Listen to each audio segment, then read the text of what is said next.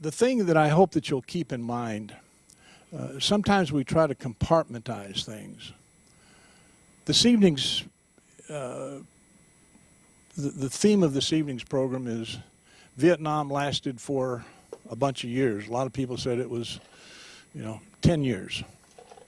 But you're going to see some seeds that were planted long before, certainly some seeds that were planted at the Versailles Treaty at the end of World War I. And who knows where those seeds will grow. But Doug Becky, who is the curator of the Minnesota Military Museum at Camp Ripley, I'm going to turn the program over to you, sir. Our speaker tonight, Dr. James H. Willbanks, is eminently qualified to talk on the subject. He is the General of the Army George C. Marshall Chair of Military History and the Director of the Department of Military History at the U.S. Army Command and General Staff College at Fort Leavenworth, Kansas. He's been on the faculty since 1992, when he retired from the Army as a Lieutenant Colonel, with 23 years of service as an infantry officer in various assignments, to include a tour as an advisor with the South Vietnamese Infantry Regiment during the 1972 North Vietnamese Easter Offensive. He's a graduate of the Army Command and General Staff College and the School of Advanced Military Studies. He holds a BA in History from Texas A&M University, an MA and a PhD in History from the University of Kansas. Dr. Willbanks is the author or editor of 10 books to include Abandoning Vietnam, The Battle of An Loc, The Tet Offensive, A Concise History, America's Heroes, Medal of Honor recipients from the Civil War to Afghanistan. Dr. Willbanks is a trustee of the Society for Military History, is on the History Advisory Committee of the ABC Clio Publishing, and serves as the editorial on the editorial board of Vietnam and Armchair General magazine. His military awards and decorations include the Silver Star, Legion of Merit, Bronze Star with V, and Oak Leaf Cluster, 2 Purple Hearts, and the Republic of Vietnam Cross of Gallantry with 2 Silver Stars. So, an impressive resume. Please welcome Dr. Willbanks. What I want to talk about here tonight is the seeds, as Don talked about, the seeds of the Vietnam War, which I would submit are sown in the final days of World War II. So this is a pretty broad topic that covers a lot of area. And by design, Doug has threatened me to hold to time, so I'll be going fairly fast. But if I strike at something that you find interesting, I'll be happy to talk about it later during the question and answer. These are the areas that I will talk about. If we're going to discuss this topic, we first must begin with French colonial rule in Indochina. And then within that context, the emergence of a nationalist movement, and within that context, the rise of Ho Chi Minh. And then we'll focus on the impact of World War II, specifically conflict termination in Asia after the dropping of the bombs on Hiroshima and Nagasaki. And then segue right into the First Indochina War, and then to why we became involved in Southeast Asia within that context. So beginning in 1858, the French began the process of conquering Indochina as part of their imperial designs in Asia. By the late 1880s, this process was complete. They formed the French Indochinese Union in 1887, and that included Tonkin in 1883, Annam, 1887, Cochin China, 1862 to 67, Cambodia in 1863, and Laos would be added in 1893. These were to be colonies of exploitation: Tonkin, Annam, Cochin China, Cambodia, and Laos. And this was to be a situation in which the interests of the natives were sacrificed to those of the French colonial empire. They were to generate revenue for France. This system was ensured by the presence of French military forces, which garrisoned each of the colonies. Not surprisingly, Vietnamese nationalism grew as the Vietnamese people began to chafe under French rule. Beginning in 1900, this movement was personified in the 2 leaders that you see here, Phan Boi Chau and Phan Chu Trinh. They laid the foundation for those who would follow. And out of this beginning would rise a man who would play a major role in the growing nationalist movement. He would become known as Ho Chi Minh. Ho was born Nguyen Sin Cung in Nha province in northern Vietnam in 1890. He took the name Nguyen Tan, Nguyen who will succeed, at age 10. This would only be the first of a number of aliases that he would assume over the course of his life. As a boy, he studied the writings of the leading Vietnamese nationalists, the two people that I talked about earlier, Phan Boi Chau and Phan Chu Trinh. He attended the prestigious National Academy in Hue, but he was expelled for political activism. He boarded a steamer for France in 1911, taking the name Van Ba. The steamer took him to various ports of call and eventually to France. In 1912, he took another steamer to Boston, ultimately to take a day laborer job in New York City. He then left for London, where he worked as a pastry chef in the Carlton Hotel. As World War I came to a close, he crossed the English Channel and became active in the political activities of various anti-colonial nationalist groups in Paris. In June 1919, world leaders met in Paris to shape the peace following the war to end all wars. Ho hoped to approach President Wilson, whose 14 points seemed to promise self-determination for all peoples. Ho and two of his fellow nationalists had drafted a petition called the Demands of the Vietnamese People.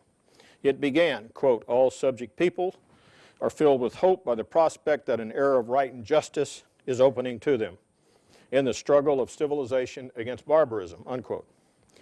It then listed 8 demands for the French overlords in Vietnam that included Vietnamese representation in the French Parliament, freedom of the press, right of free association in Vietnam, freedom of immigration and foreign travel, and establishment of the rule of law instead of the rule of decree.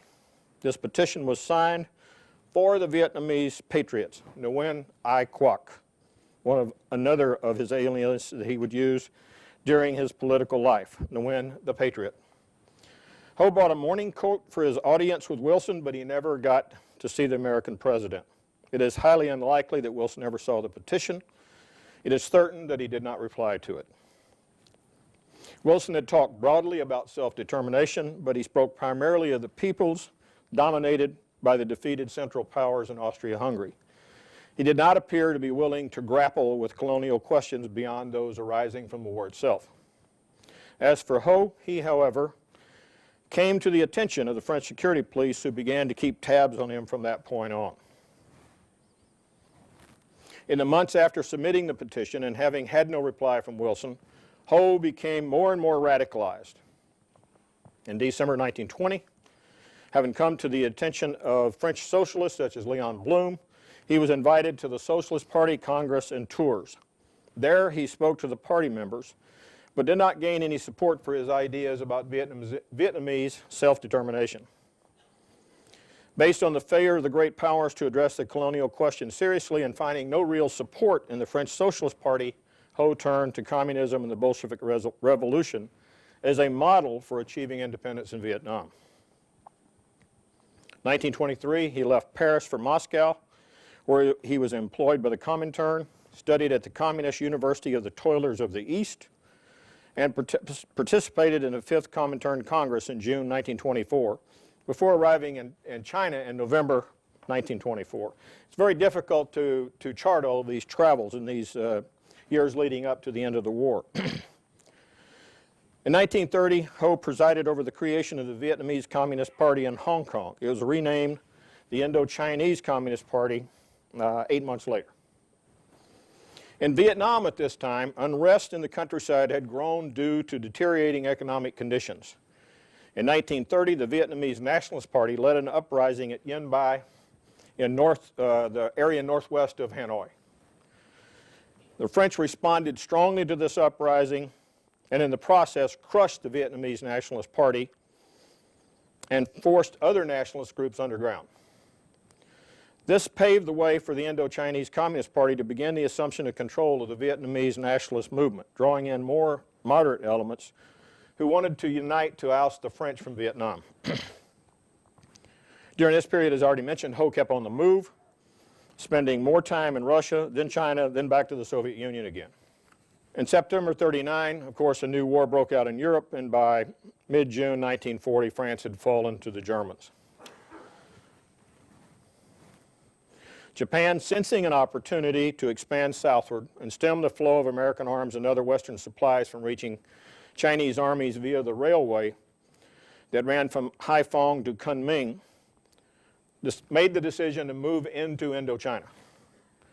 Doing so, they reasoned, would give Japan access to raw materials like rubber, tin, coal, and rice.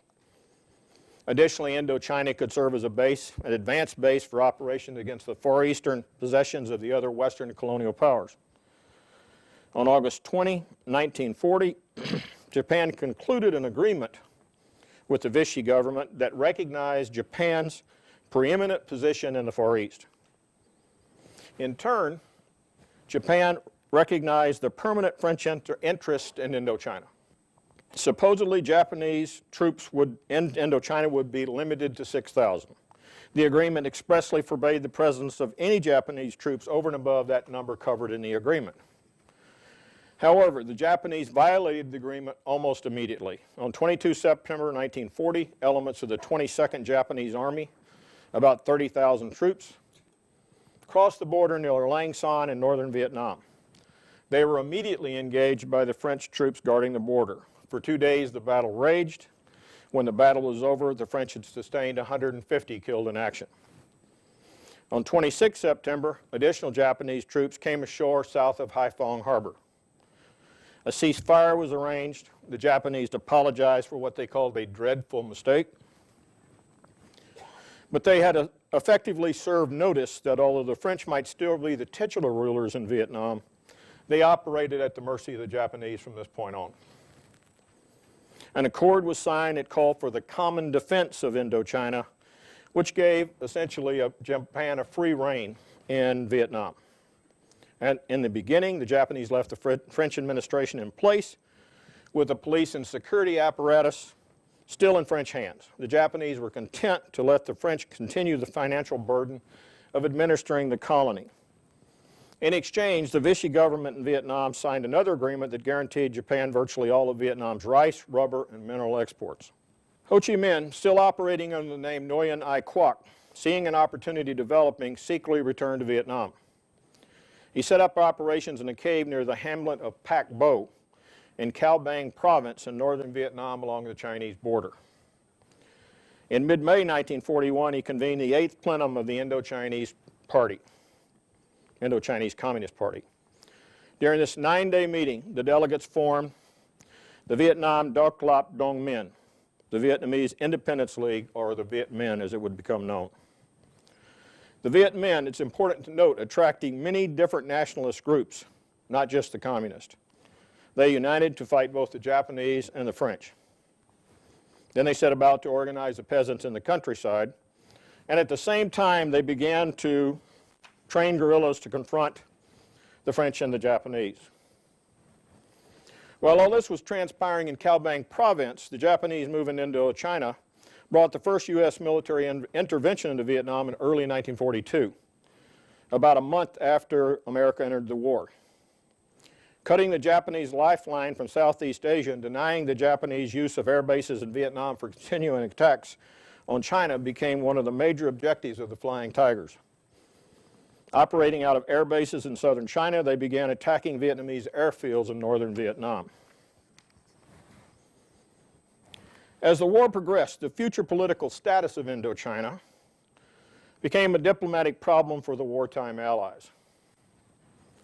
It was a question tied to the larger issue of the post-war fate of European Asian empires.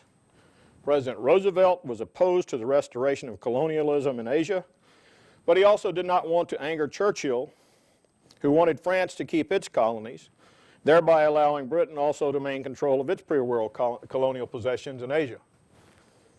Roosevelt knew that he needed Britain and France not just to fight the rest of the war, but also for the post-war balance of power in Europe. So he needed to go slow. Nevertheless, he pursued the idea of an international trusteeship for Vietnam that would prevent the return of French colonialism and provide for the eventual restoration of sovereignty for the Vietnamese people. While the world leaders quarreled over the political future of Indochina, Viet Minh guerrillas carried out espionage missions and raids on Japanese forces occupying northern Vietnam. In early 1943, Nguyen Ai Quoc, who had been imprisoned for a time by the Chinese, was released, taking the name Ho Chi Minh. He returned to Vietnam, assumed control of the Viet Minh in their efforts against the French and the Japanese. In December 1944, he ordered the creation of a military division of the Viet Minh, which became the Vietnamese Liberation Army. Under the leadership of Vo Nguyen Giap, the Vietnamese guerrillas gained control of 3 northern provinces and engaged Japanese forces in sporadic combat. On 12 January 1945, Admiral Bull Halsey's Third Fleet struck Saigon Harbor to destroy Japanese shipping. 500 American fighter bombers hit ships at anchor in the harbor and those sortying in the immediate area, as well as oil storage tanks along the Saigon River. In all, 14 Japanese warships and 33 merchant ships were destroyed, one of the largest numbers of enemy ships sunk in any one single day during the war. This obviously got the attention of the Japanese. They were alarmed by a number of things. Not only the bombing by the Allies, but by this time the U.S. had landed on Iwo Jima and the Philippines, and the Japanese thought that Vietnam might be the next for an Allied invasion. The French thought so as well, and some began to make plans to overthrow the Japanese. Japanese intelligence got advance notice of what the French were planning and launched a preemptive strike. On 9 March 1945, they quickly disarmed the French army and gendarmerie and then imprisoned them and about 750 of the French civilian bureaucrats.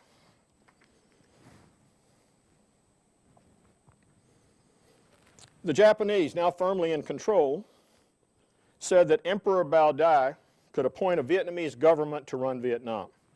But in truth, this government would be a government in name only. The Japanese would still be firmly in charge. They did not want a strong Vietnamese leader who could appeal to the nationalist element, so a docile history professor named Tran Trong Kim was installed as head of the Vietnamese government. He was nothing more than a figurehead. Ho Chi Minh realized that with the French removed from power in Vietnam and the Japanese on the ropes in the war, the Viet Minh were being presented with a unique opportunity. Ironically, he would be abetted in this effort by the United States. On 16 July 1945, a small team of OSS operatives, Special Operations Team 13, led by Major Allison Kent Thomas, jumped into Vietnam to assist the Viet Minh. They would become known as the Dien mission.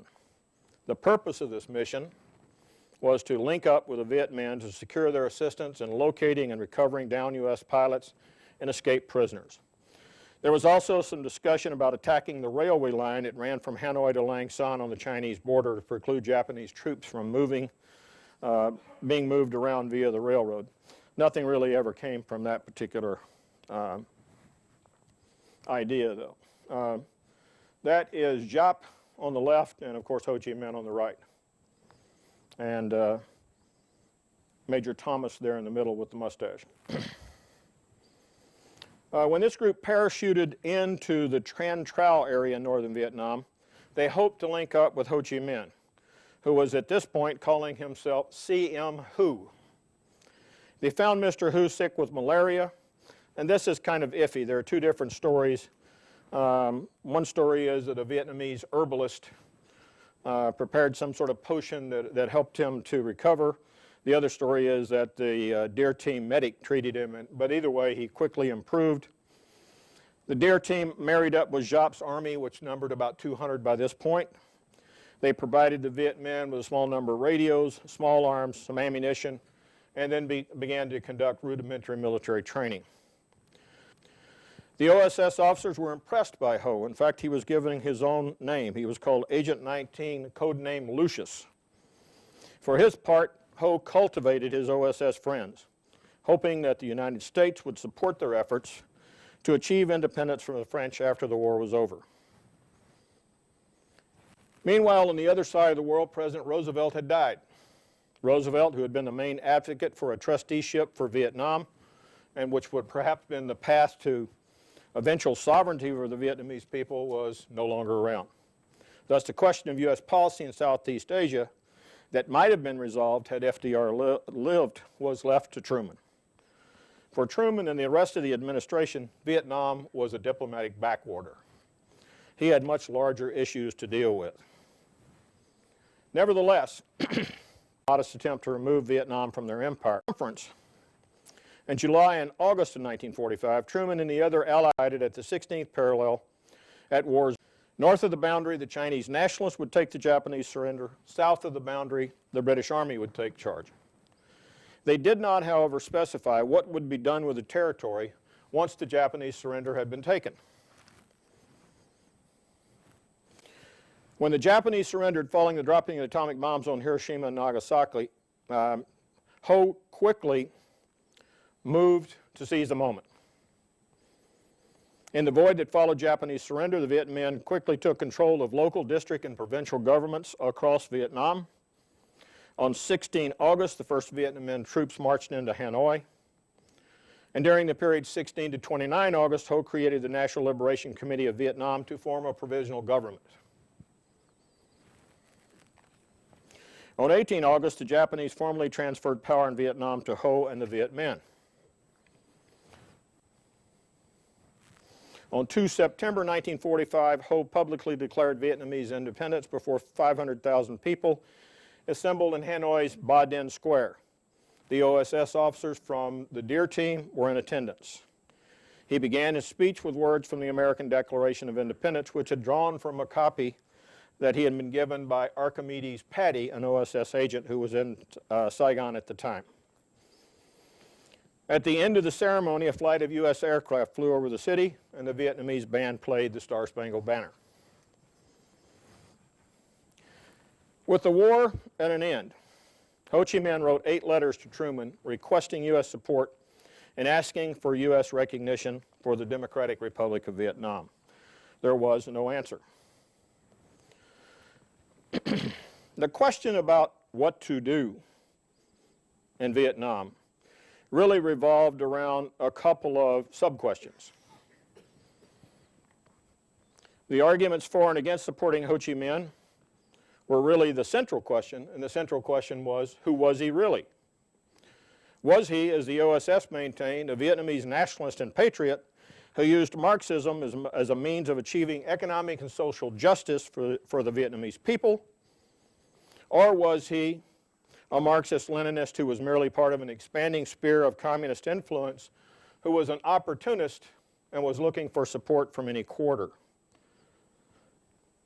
Thus, the basic question comes down to turn Vietnam back over to France or turn it over to a communist administration, once the decision was made that Ho Chi Minh was in fact a Marxist.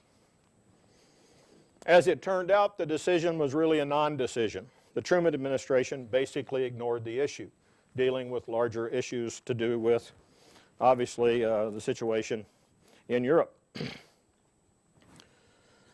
So, on 13 September, the British arrived to take the Japanese surrender in accordance with the agreements made at the Potsdam Conference. On 21 September, refusing to recognize the Democratic Republic of Vietnam and its claim to sovereignty, British General Gracie declared martial law. He ordered all Vietnamese forces disarmed and then released and rearmed about 5,000 French troops the Japanese had interned. And then it gets even murkier. An OSS officer named Lieutenant Colonel Peter Dewey had arrived late in August to assist in the repatriation and evacuation of U.S. POWs who had been held by the Japanese. Dewey was very sympathetic to Ho. He saw what the British were doing and communicated his displeasure to Washington about the treatment of the Vietnamese. The British responded by pressuring the OSS to recall Dewey to Washington. There are various accounts about what happened next, but Dewey and his assistant were headed to the Saigon airport to depart when they were taken under fire at a roadblock and Dewey was killed. The supposition is that he was shot by the Viet Minh when he was mistaken for being French. He became the first American killed in Vietnam after the end of World War II. This incident came about because of the turmoil that surrounded Saigon as the British prepared to take the Japanese surrender and turn the country back over to France. During this chaos, the French forces, now out of jail and rearmed, abetted by General Gracie and his British imperial troops, they were actually the Indians, overthrew the Viet Minh government in Saigon. The Vietnamese responded by proclaiming a general strike and ordered counterattacks against the French. Gracie responded, this seems a bit counterintuitive, by rearming the Japanese troops to help maintain order. On 24 September, French General Leclerc and the French occupation troops arrived in Saigon. From that point on, the French were firmly in control, at least in the south. In the north, Ho Chi Minh made some deals with the nationalist Chinese who had arrived to take the Japanese surrender in the north. He co-opted several Vietnamese nationalist movements to broaden his power base. So by the beginning of 1946, there are essentially two governments in being, the Vietnamese and the French. At first, Ho tried to work out a deal with the French. In March, he signed an agreement with the French to allow 25,000 French troops in Vietnam for the next 5 years with the hopes of eventually gaining full independence for Vietnam within the French Indo-Chinese Union. His more radical colleagues were very critical of his actions. Ho replied, and I will clean this up for the audience, "I prefer to sniff French dung for 5 years than eat Chinese dung for the rest of my life." Ho thought he could reach an accommodation with the French, but he proved it was to be proven that he would not be able to. After this agreement, the March agreements were made. Admiral d'Archenlou, the French Governor General of Indochina, essentially backpedaled and abrogated the 6 March agreements. It became clear that those agreements were largely meaningless. Ho and Pham Van Dong, his close associate, went to Paris in May 1946 to try to work out a peaceful solution to the growing conflict. The sides agreed to a modus vivendi, which is a nice word for an interim agreement that loosely promised a potential referendum. This agreement is not worth the paper it's written on, and in the end, neither transpires. On 20 October, Ho departs for Vietnam virtually empty-handed. Soon after Ho's return, there is a situation in which the ante is raised far past the point of no return. On 20 November, French and Vietnamese customs officials clashed at the port of Haiphong. It was all about legitimacy. Who would be allowed to collect the customs would be recognized as the de facto government in power. On 23 November, the French responded by shelling the city from ships standing off in the harbor, killing a large number of Vietnamese civilians. On 19 December, the Viet Minh launched retaliatory raids against the French.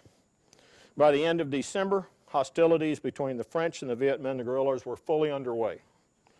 Ho fled to the remote mountainous area north of Hanoi, where he had initially set up his base of operations, and began to prepare for the coming fight. Thus began the First Indochina War that would rage from 1946 to 1954.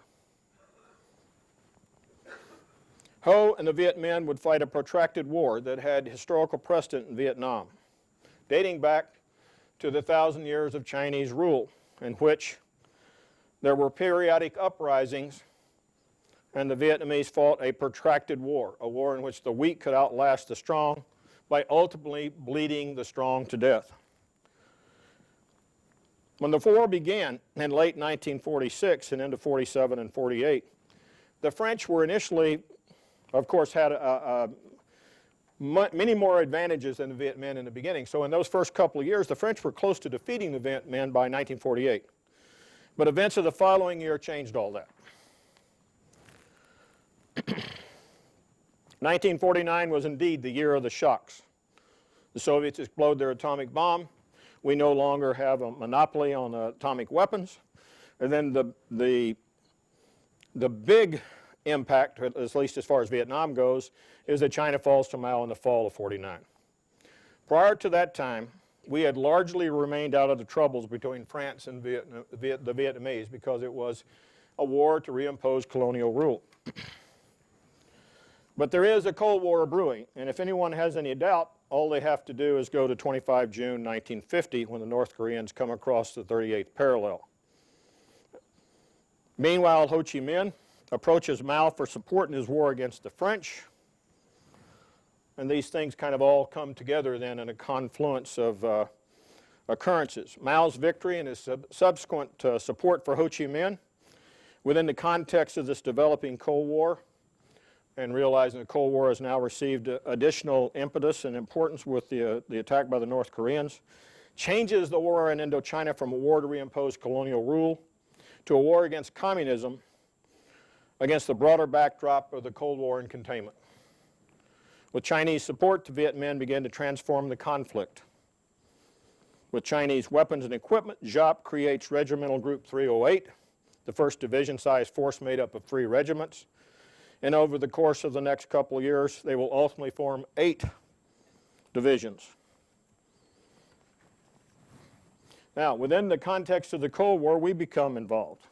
As a result of the change of the nature of the war in Indochina, and now embroiled in our own hot war in Korea, stopping the communists in Southeast Asia becomes extremely important.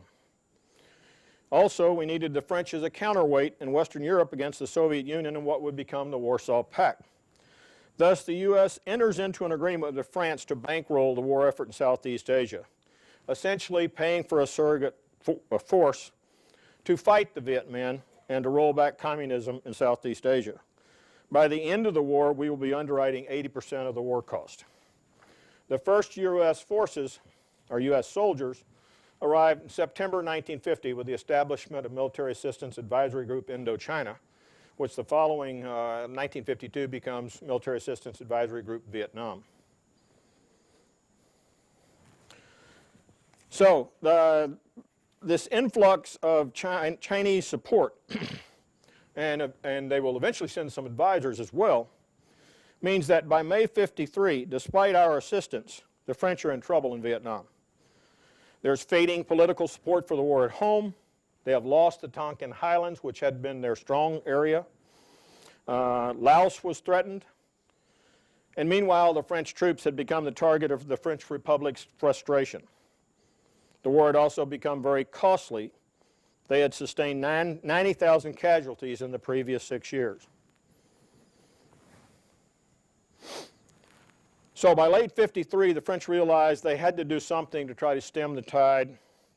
They decided to try to lure the Viet Minh into a set-piece battle in which they could bring their superior firepower to bear.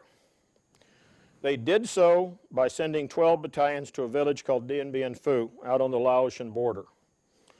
This move had 2 objectives: block Viet Minh supply lines into and out of Laos, force the Viet Minh, or by now the Vietnamese People's Army, to come out in the open and fight the French forces because of the threat of the position across their LOCs, or the lines of communication.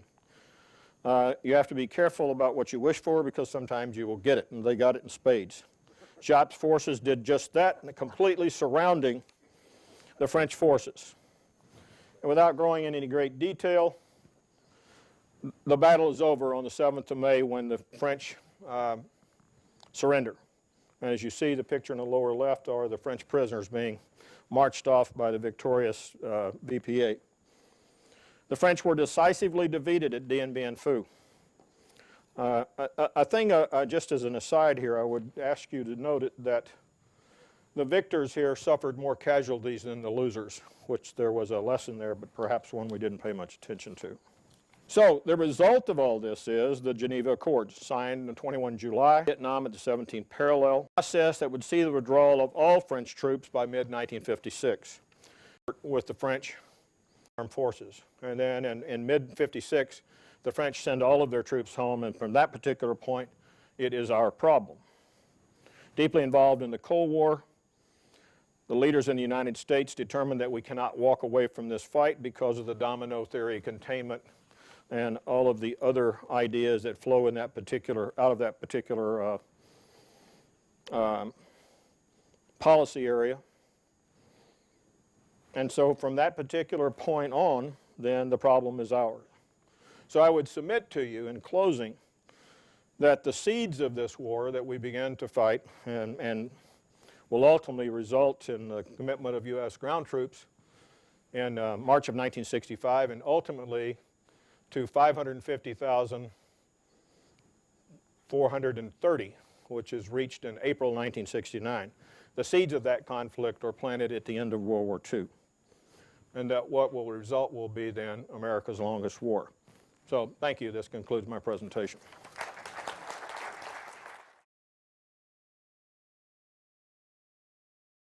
How do we talk about Vietnam?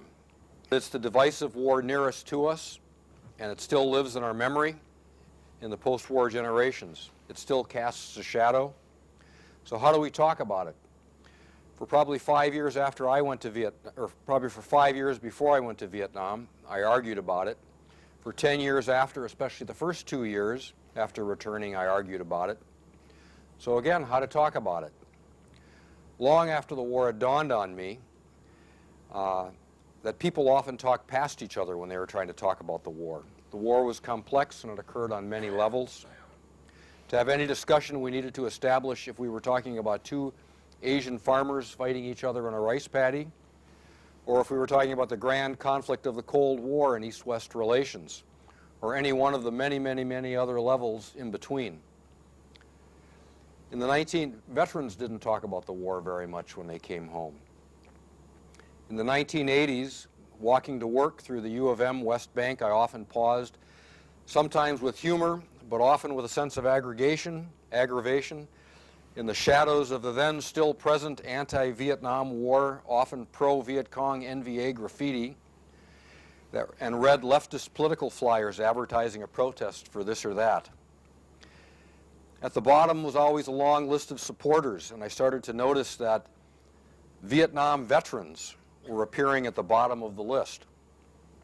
Now Vietnam veterans were no longer deranged Vietnam veterans or baby killers.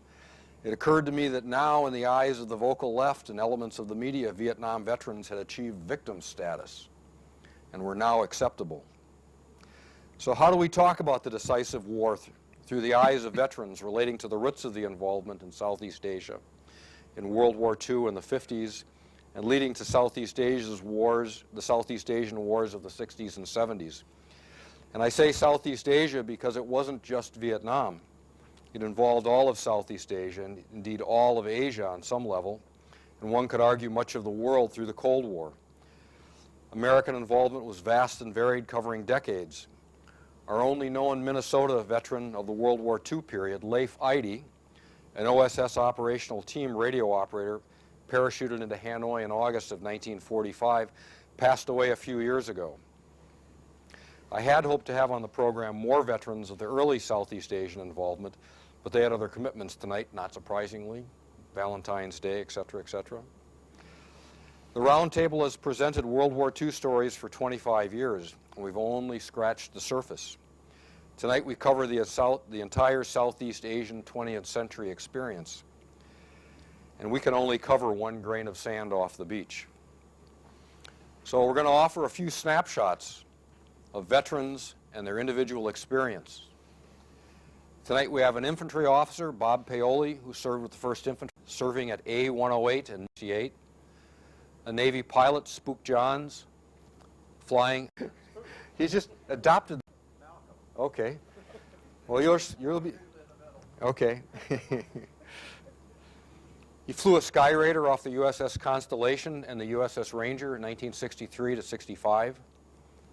An Army nurse, Mary Beth Crowley, 17th Field Hospital in An Khe, 1970 and 71, supporting the 4th Infantry Division. A helicopter pilot, Bill Geyer, and I got the troop wrong. It's D Troop. I put down B. I'm sorry about that. 1st of the 10th Cav, also out of An Khe, 1970 to 71, again supporting the 4th Infantry Division. And perhaps most importantly tonight, we have Colonel Cow, who served first in the Laotian Army and later in the CIA Secret Army from 1972 to 1975. So we'll walk through a series of questions with them, talking about their experiences, and then we can take questions from the audience later tonight. We're going to try to do it in something of a chronological order, so I'll start with Colonel Cow. In 1962, you were an 18-year-old company commander in the Laotian Army. Before you were in the Army, what was your contact with the North Vietnamese, and why did you want to fight them? Yes, thank you for inviting me to come here and speak about my experience. I was in the military academy when I was 16 and 5 months, get out as a second lieutenant for only 1 year training and sent to the airborne brigade. And because at that time there was not too many soldiers. And I didn't have any contact with the North Vietnamese army or the Viet Minh at that time. But I feel that the North Vietnamese or the Viet Minh are going to take over Laos, and we do not want to be a colony. We don't want to be colonized by the North Vietnam. So I, intend to fight at on cost. And so you had formal military training through the military academy. Yes, I did. Okay. Spook Johns, as a Navy Skyraider pilot, what were your missions in 1963? And did you see problems forming on the horizon? 1963, I was assigned to Attack Squadron 145 because they were leaving on a Westpac cruise, and one of the pilots had decided that night landings on a carrier were for him, and I had to replace him. The thrust of the Navy was in the Cold War, what am I trying to say, really the end of the world. On the cancellation, there were 48 atomic bombs, and there were airplanes to cover that delivery. Each squadron had 12 airplanes, so there was 4 squadrons of 12 airplanes, and each airplane was assigned a target, and that bomb was assigned to 3 different pilots. They'd take turns. You would be the duty driver every 3rd day. And Vietnam didn't really come up. It was my initial experience with the Vietnamese is when I checked into VT-30, the training squadron for Skyraiders in Corpus Christi. And gee, these little guys are running around with the blue uniforms, and it was, in my day, it was French Indochina. I didn't know anything about Vietnam. But they were training to become Skyraider pilots. The Navy was in the process of replacing Skyraiders with A6s and A7s. But when the Vietnam War started up, it was evident that the Skyraider is a perfect airplane for that war with regard to close air support and range and ability to carry a load. So that was what we're interested in 1963. And on your Skyraider, you said you carried a nuke. Yes, exactly right. Yeah. Talk about what your target was. Gentlemen just very didn't briefly. believe me. Yeah. You got to understand that it was a one-way trip. They didn't really give a damn if we were going to make it back to the ship, because the ship might not be there. And there's not a whole lot of the world that people would join living in if that war was really prosecuted. But your target was? Oh, yeah. My target, and that, let me get back a little bit. When I got selected to go to VA 145, they yanked me out and said, "Hey, kid, you're ready," because I had gotten a 40-foot hit on a nuclear delivery technique we used to loft these bombs up. And so when I got to the squadron and leading on the Constellation, my assigned target was the submarine headquarters in downtown Vladivostok. Now that's, if I could throw that bomb about 40 miles, that'd be a lot better, but we were limited to what the aerodynamics could provide. So he had bigger issues than Vietnam at the time. Yeah, Vietnam didn't come up as far as I recall. Okay. We didn't know what it was. Okay, Colonel Cow, in 1961-62, American advisors were arriving in Laos and other places in Southeast Asia. And you met one of them who unfortunately couldn't be here tonight, Sergeant Major Roy. And what was your contact with these advisors, and what did you think of these Americans who were appearing there? And I saw many instructor American. I saw them. At that time, I did not really know English. Stronger and tougher. In reading, those are the best person that I should learn from. They are strong, they are tough, weak. That's how I feel, but I do not know about military. Didn't you meet Sergeant Major Roy over there? I just saw the group that teach the soldier, and then, Okay. you know, I remember him somewhere. I remember him. I saw, oh, this is the person who went there when I was a high school student. Like right there. Okay. And so what was your first contact with American advisors and as a soldier? When, you know, I was assigned to be a company commander of the airborne, and there was 6-man team special force assigned to the airborne battalion. They teach weaponry, tactics, and how to use radio and something like that, you know, new tactics, which we never learned. We learned from friends in a new concept, new idea. Okay. Spook Johns, the USS Constellation returned to Southeast Asia, or the South China Sea, in August of 1964 as a result of the Gulf of Tonkin incident. And can you talk about how you were called into that and missions you flew at that time? This is my second cruise on the Constellation. The cruises lasted about 6 months usually. And on our second cruise, we got a new type of nuclear weapon, for one thing. It was devoted to fighter bases so we could knock out an airfield with a nuke. And the technique for delivering that was just to come right down the runway at 50 feet and pickle it off. It had a prong on the end of it and stick in the cement and give you 1 minute to get away.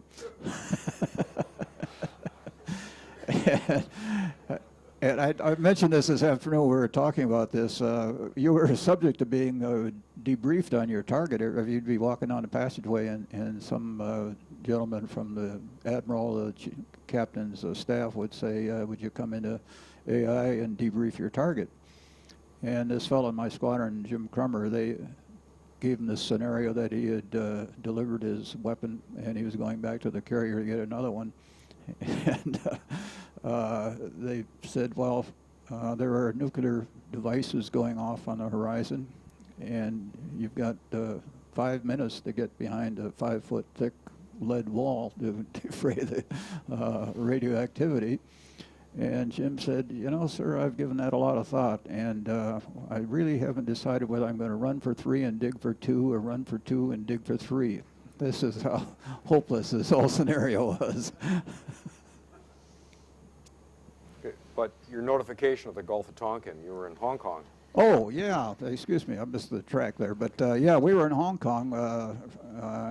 When we initially went to Westpac, we went out for 55 days at sea period. And everybody was getting pretty thirsty by then. So they pulled into QB Point and gave our kidneys a rest.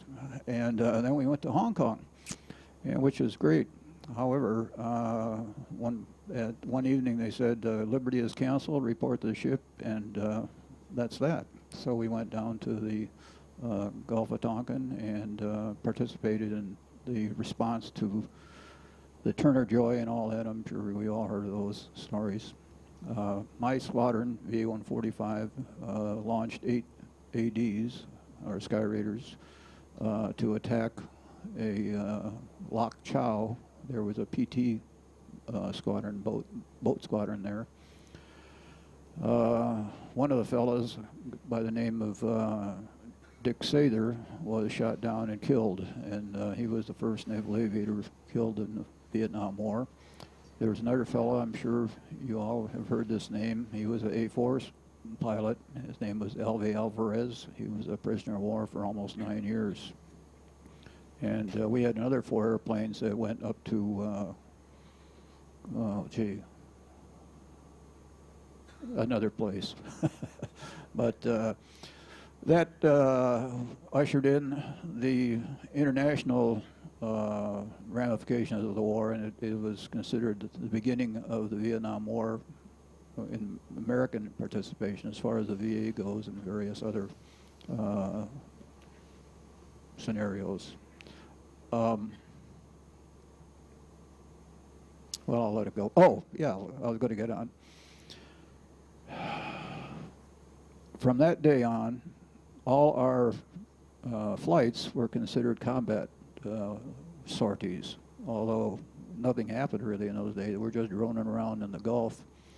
Except one day, there was an F-100 pilot who was escorting, there was two F-100s were escorting an RF-101, which is, the R stands for Reconnaissance. They were filming Laos because the Plain of Jars, that was a very important spot for the Vietnamese to resupply their troops. The Ho Chi Minh Trail and all that was up there. And the maps were probably made by the French back in, 1900 or something, so they were remapping this area. Well, one of the F-100 pilots got shot down, and a fellow and I were just launched off the Constellation, and we'd been loaded with the 4 Lao 3 rocket pods. They're folding fin rockets, 2.75 folding wing fin rockets, and we barely got joined up, and Ken was the lead, and they told us to go to this spot up in Laos. There was this fellow got shot down, and we had range and enough ammo to provide cap for him. Well, we got up there. Unfortunately, he had been killed. But perhaps the dumbest thing that Ken and I ever did in our lives, we decided to shoot it out with this AA sight. And we had emptied our Lao pods, and we were strafing them with 20 millimeter cannon fire.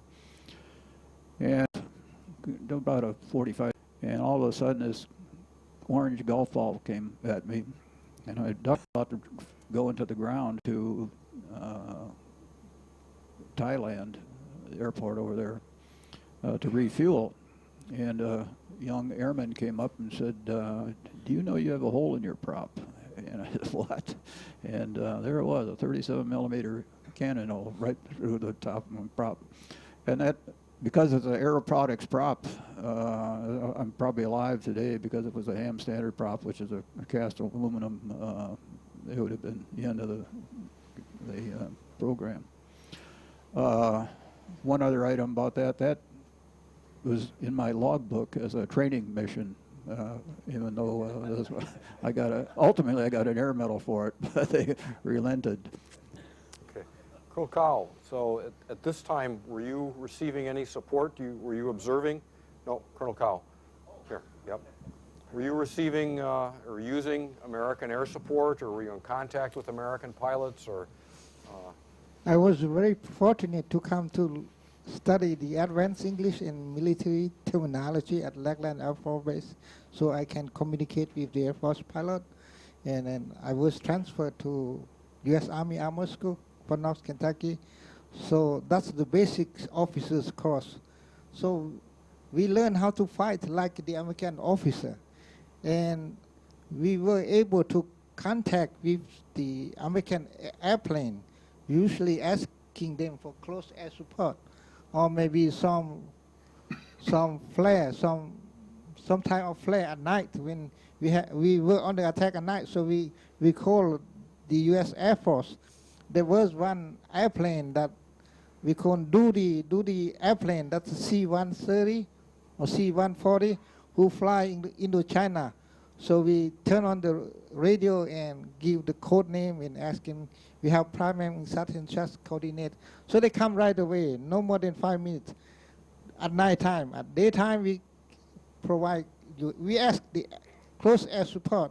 And at that time, we were sometimes, we have sometimes, instrument modernized a little bit. It looks like a radio. If we do not speak English, we just turn on and then push the antenna and taught the enemy and push troop or truck or tank, whatever, how many meters in it, turn it on. So the airplane coming at night, it's like guided instrument.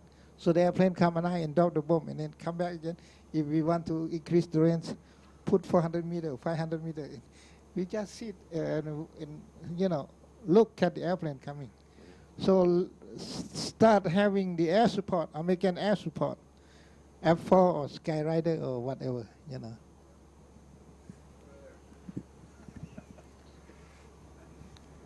Jeff Arnold, Special Forces arrived in Vietnam very early.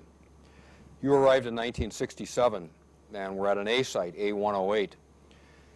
Can you describe the camp, the personnel assigned there, and the camp's basic mission? Yes, I did. I did get to Vietnam in '67. The camp, I was assigned to a Special Forces A camp. Other people were assigned into SOG, Special Operations Group. I kind of thought that maybe being at an A camp was going to be looked down upon, but turns out that wasn't the case at all. When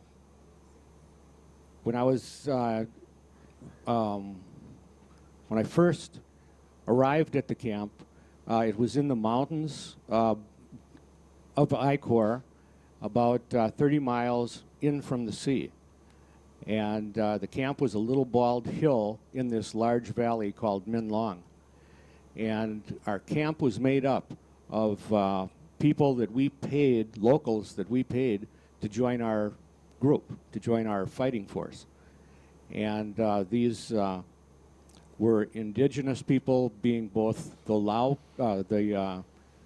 Vietnamese people, who were kind of lowland people, and then there were also the hill people, which were the Montagnard, we called the Montagnard people. And it was very unusual that one camp had both of those ethnic backgrounds in its fighting force, because the hill people and the Vietnamese essentially did not like each other. And at one point during the time I was there, the intel said that there was going to be a big battle on a particular night between between those two groups. And here we were, a camp of about 12 people, plus our 40 or 400 indigenous soldiers, and we're sitting there saying, "What's going to be happening?" Because we didn't know who we could trust, who would ally with us, or what would happen. Turned out that the day went by and nothing happened at all. We also had a concern that when we go out on patrols, our camp had 2 patrols out at all times. Our patrols were, one was completely Vietnamese or just the indigenous people, and the other patrol had 2 Americans on it, and anywhere from maybe 4 to 30 indigenous with us. So we had 2 Americans and then a group of soldiers on patrol.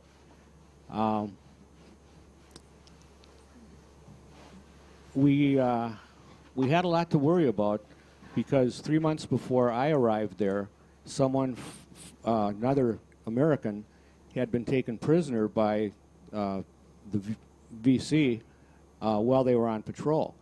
And so here we are going out on patrols with these people that we honestly didn't know who to. Probably 10% of the people were enemy, and always be aware of.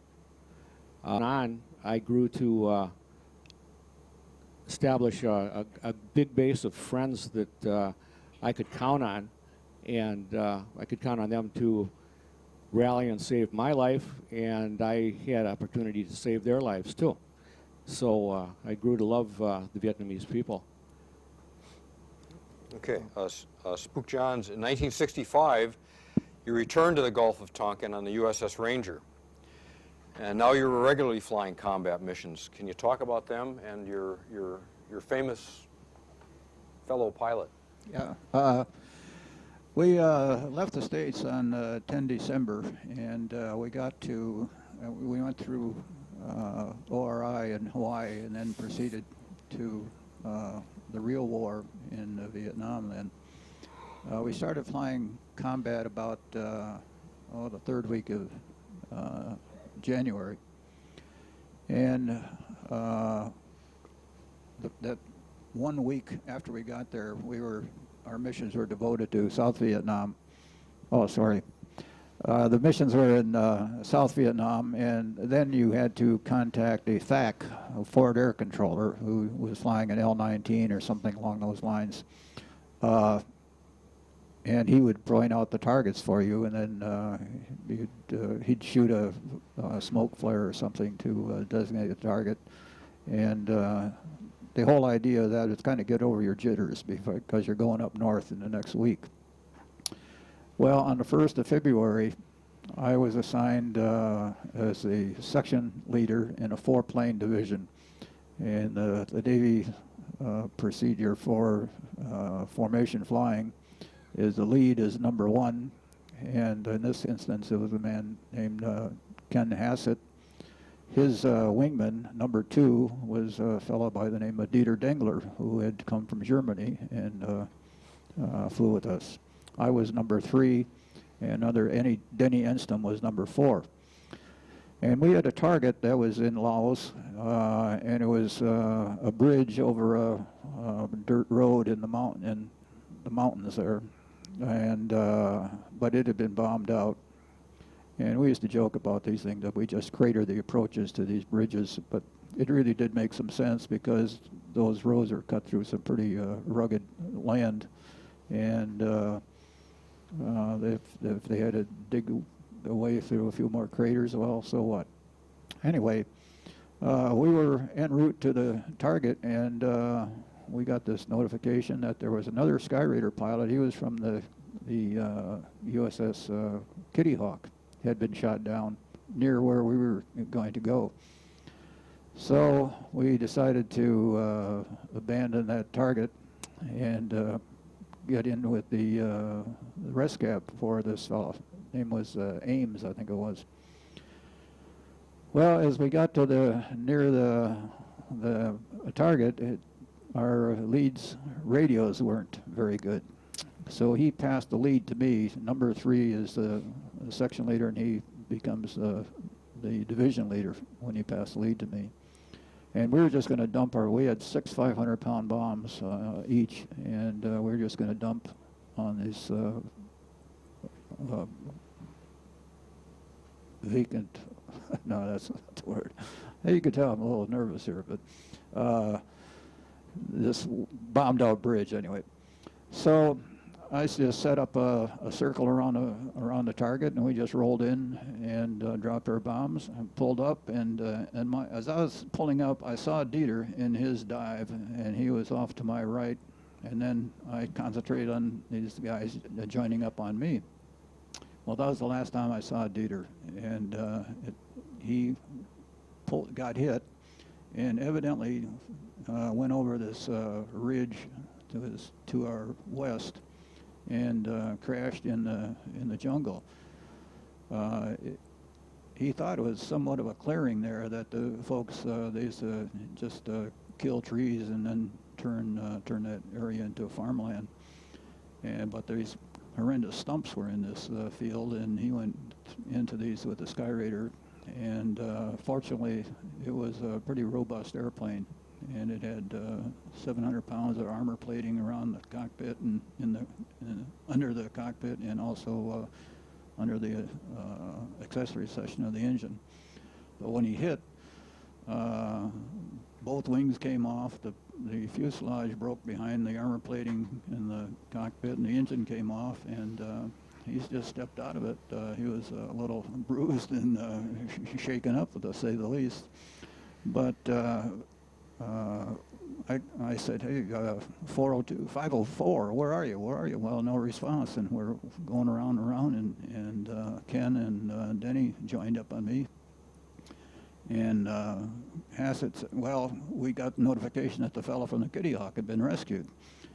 So Hassett said, well, we got to go back to the ship. We got to make our Charlie time. That's Navy talk for landing clearance. And I said, well, geez, we got a guy missing here.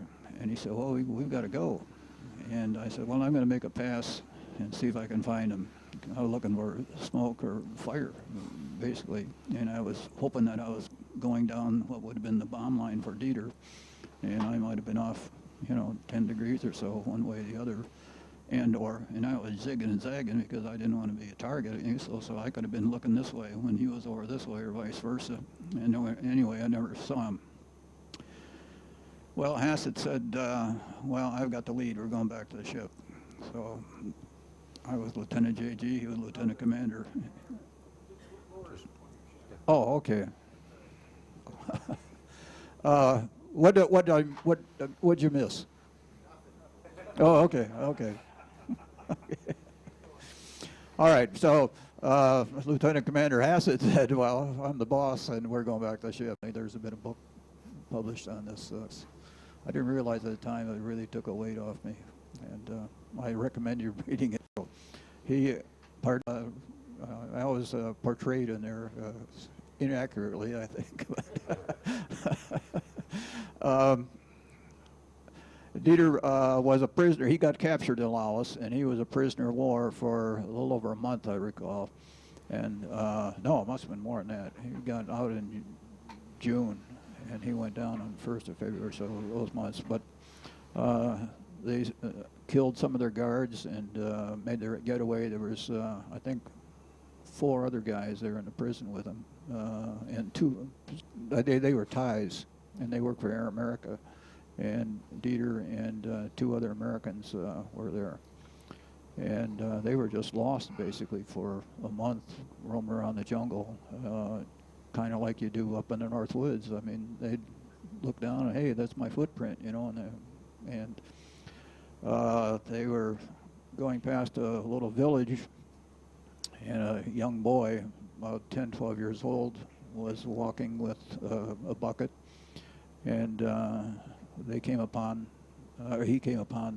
Dieter and his other fellow, and a guy stepped out of the jungle with a machete and whacked Dieter's partner in the leg, and he collapsed, and then he hit him again, whacked off his head, and Dieter, at this time, he weighed about 90 pounds, and he made his getaway, fortunately, and was subsequently rescued after about a month in the wilds. Okay, thanks. Colonel Cow, you talked about it a little bit before, but you were selected to receive military training in the United States. And maybe you could talk a little bit more about that and how helpful, if it was helpful for you, if it was good training that you received, helpful when you went back to Laos. I also received my training at Fort Benning, Georgia, for the Infantry Officer Advanced Course, 671. I still have a lot of my friends here in the state. And then one of my best friends is Rahim. He is the Secretary of Defense of Afghanistan. I saw his picture. We exchanged the email. You know, the training in America is different. The training that I had in Laos, I had in France, because of the leadership skill. Here we train to be a smart person, you know how to do the test organize, how to fight, how to plan, and know how to, take care of the man, how to accomplish the mission. And I have a lot of skill doing the war, plus my experience. Then when I went back home in early 1972, I became a regiment commander when I was only 28, as a young major. And then I defeat the North Vietnamese. I always won battlefield. I killed a lot of them because of the training here in America. I have the guidelines, before I do the offensive, I follow. Oh, what should I do first? When I do the defense, what are the elements I should do? So a lot of training I get from here to become a good leader, a good commander. Okay, the war goes on. There's the Tet Offensive. And Jeff Arnold, you were in Vietnam during the Tet Offensive. How was your camp affected by it? The Tet Offensive was something that we knew was coming. We had a lot of intel. There were reports of people being brought into our mountainous area. That's, the incoming enemy. And there are also stories of tanks being brought into our area. So when the Tet offensive really started, we were very nervous about it, not knowing what the heck was going to happen. And it turned out nothing happened at our camp. And nobody did anything. Now there's hundreds of special forces camps out there, and I'm sure only a small percentage had any effect at all. As a Kansas National Guard officer, did you ever think that you'd be called to active duty in Vietnam? And then very quickly, what was the process that brought you into the 1st Infantry Division in Vietnam? Okay, in 1965, I knew that the National Guard was going to be called into active duty. The National Guard had been involved in every war of our country's fought in since the Revolutionary War through Korean War. So I knew that we'd be called in, and I was confident enough that I started running 20 miles a week to get myself in shape for it. The 69th Brigade of the Kansas National Guard was called into active duty in 1968, in the spring of 1968.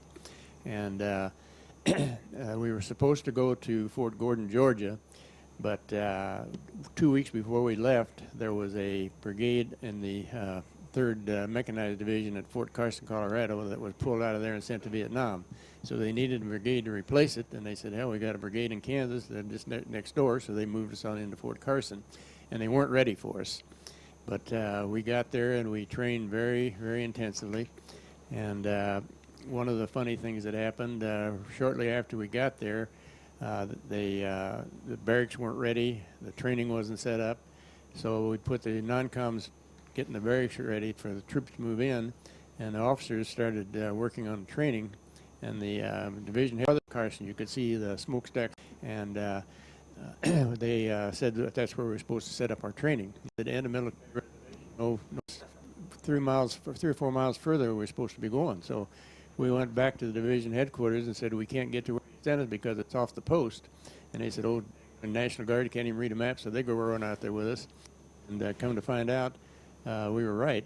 And I found out later that some poor warrant officer had moved the fence in 3 or 4 miles and leased that property out for grazing to gentlemen out there. It's probably still stationed at Fort Leavenworth right now.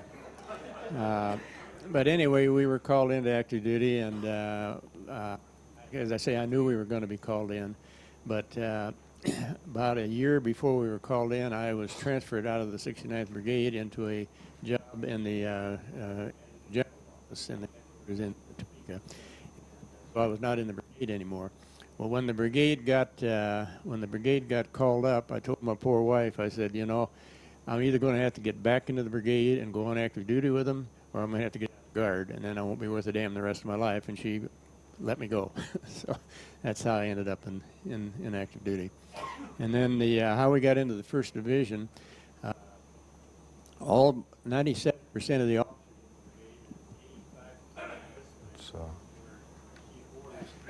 I think the mic's off.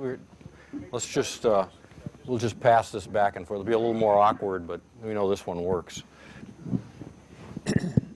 let's see, where was I? Can't remember what. How did just talk briefly about the process that brought you into the 1st Infantry Division? Okay, we were all given orders to go into the Vietnam as replacements, and I was one of the first officers. I and 2 of my friends who had were World War II veterans and had been with me in the Guard for 14 years. We got our orders for Vietnam, and we went over there together. I had orders for the 1st Division. They had orders to be advisors to the South Vietnamese Army, and I was the only one that came home. I wear their names on a bracelet on my wrists, and I think of them every day. But that's how I ended up in the 1st Division. Okay. And as a captain, you were given command of an infantry company. As a National Guardman coming in from the outside, how were you accepted by the company? And talk a little bit about the company and the people that were in it. Okay.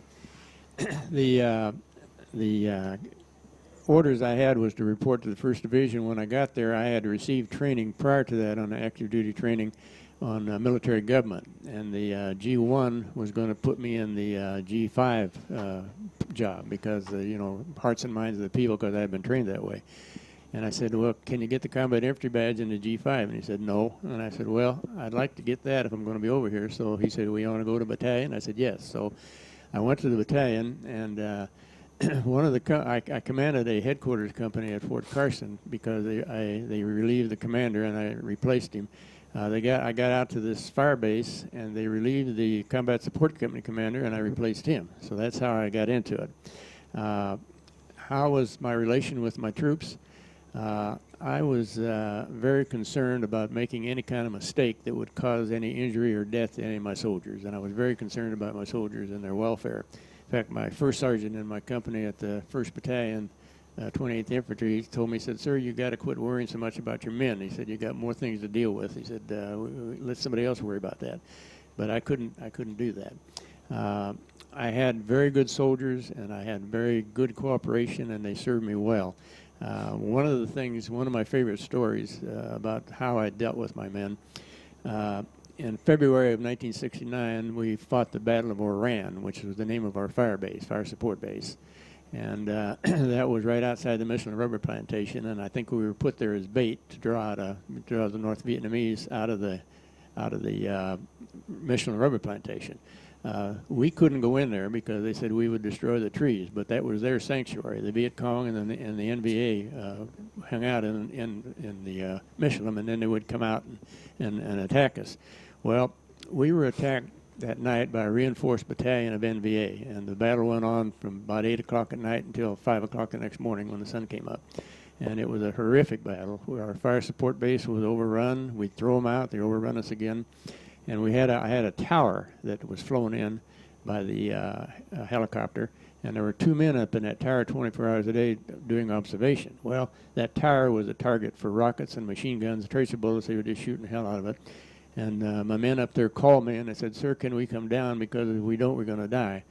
And so I called down to the S3 operations officer down in the bunker, and I said, sir, I want to bring my men down out of that tower. They're getting the hell shot out of them, and I'd like to get them out of there. And he said, no, we need them up there. We need to know what's going on.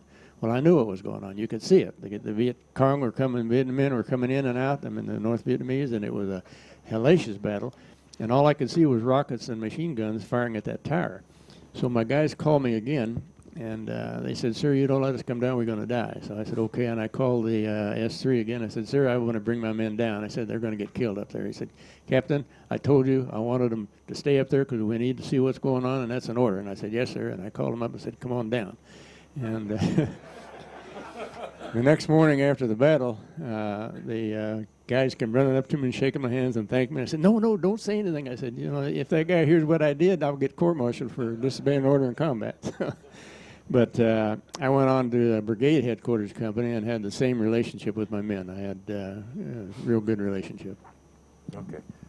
Jeff, you talked about some of your missions a little earlier, but can you go into more depth on a couple of your patrols? Well, yes, sir. We would run 5-man or 5-day patrols with various count of men. We had various missions like finding an American suspected to be in a particular village, and so we would raid that village, and we would ambush. We would do night ambushes on various. You mentioned one the other day where you were in a pretty heavy firefight, and Yeah, well, one of we were out on a patrol with 30 men total, me and my captain and 30 or 28 others, and we split off. Me, the captain, and 4 others split away from the group, and we set up a night ambush, just the 6 of us. And we ended up having enemy come by, and we did a successful ambush. And then the next day, we were the rest of our group joined us again. So now we're back to 30 people. And the next day, we're going across a rice paddy, and we were ambushed by the enemy, which was, as we were crossing the rice paddy, they were dug in this hillside. And so myself and 3 others were the closest to the hillside, so we ran there for cover. And the rest of the group ran but to a small group of trees in the rice paddy. And from where I was, I could watch them being surrounded by the enemy. And the enemy was running right by me. I could reach out and grab them if I wanted to.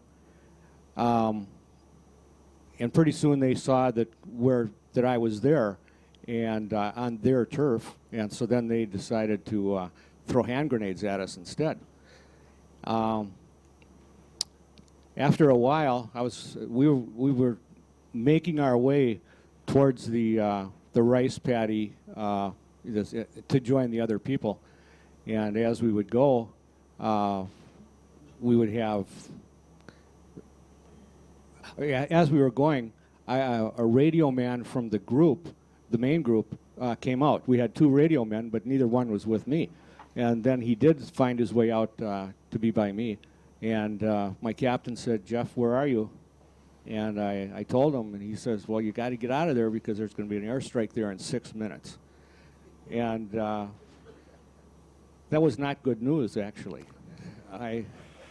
So I waited for the airstrike to come, and we took hiding positions behind the biggest trees we could find, and then the Air Force and Marines, these jets, the fast movers we called them, they dropped their bombs, cannons that they had, 37 millimeter and 27. And napalm, 500-pound bombs, all this was going on. And quite honestly, we're sitting there listening to these large pieces of shrapnel going by us, you know, as we're laying there hoping not to get killed. So that's how some missions went. Okay. Bill Geyer, you flew a Loach reconnaissance helicopter for a mechanized unit.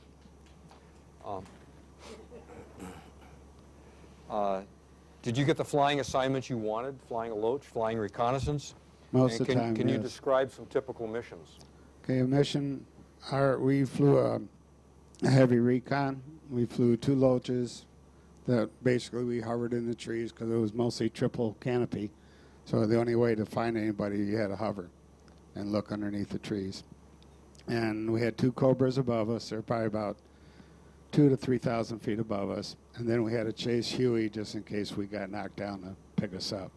And so my first mission was out on the Ho Chi Minh Trail that we found. And the first day, the lead scout got hit. They shot an RPG at me. And that was my introduction to scout flying.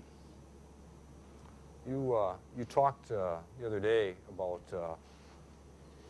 how good you got at seeing things through the trees. Yeah, when you first start, we flew with just 1 pilot, 1 crew chief, and the crew chief would carry just an M60, and then he had a M79 grenade launcher between us, and we had smoke grenades. So when we received fire, the smoke grenade was thrown. The M60 would be going off, and we get out of there. But when we first started, the crew chief would tell me, "All right, there's a hooch between your legs," and you look and you go, "I see trees." You know, you didn't see anything. And then all of a sudden, you start seeing them, and you see, you know, we come up on them when they're cooking meals.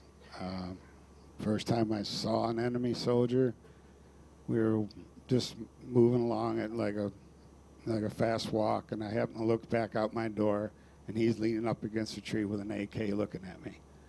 And I started screaming on the air, and the Cobra come in. But, you know, you would see them like in the B-52 holes you guys left, they used to use them to take baths, you know. So we'd catch them doing that. So the Loach was real fast and real quiet. Okay.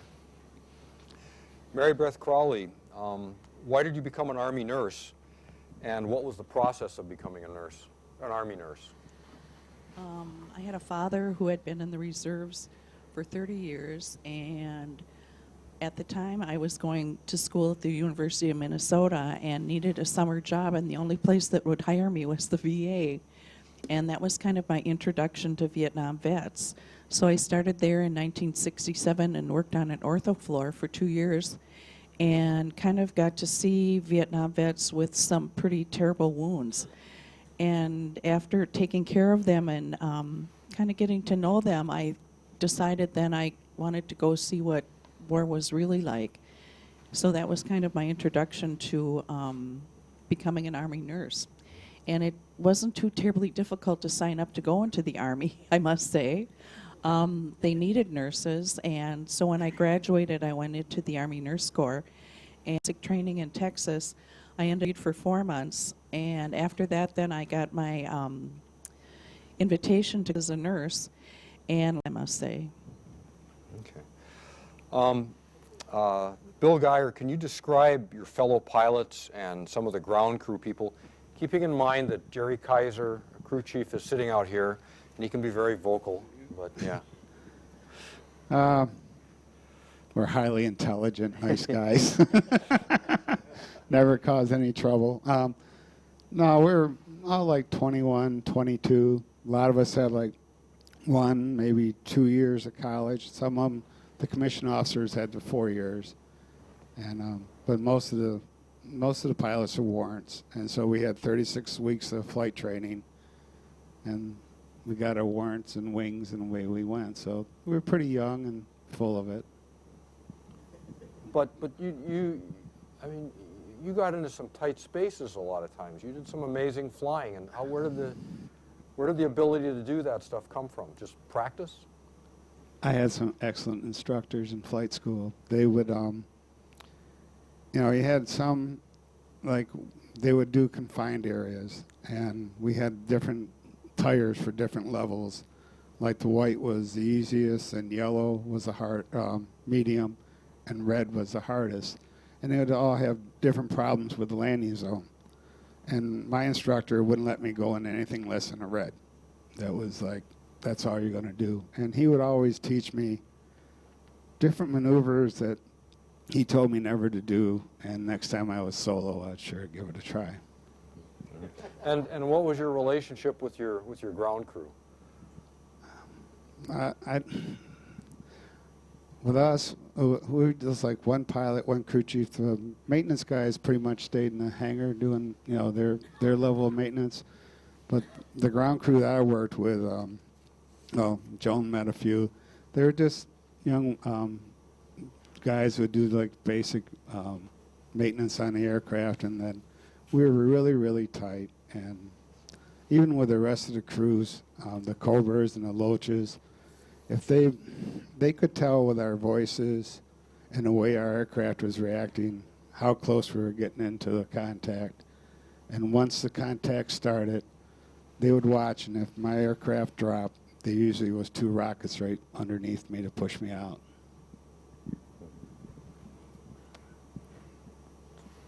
If your aircraft dropped, they put rockets under you to push you out. No, just when you're doing emergency, it'd be like emergency takeoff. You pull all your power, dump your nose, and you want to get forward motion and get as much trees and interference from the enemy.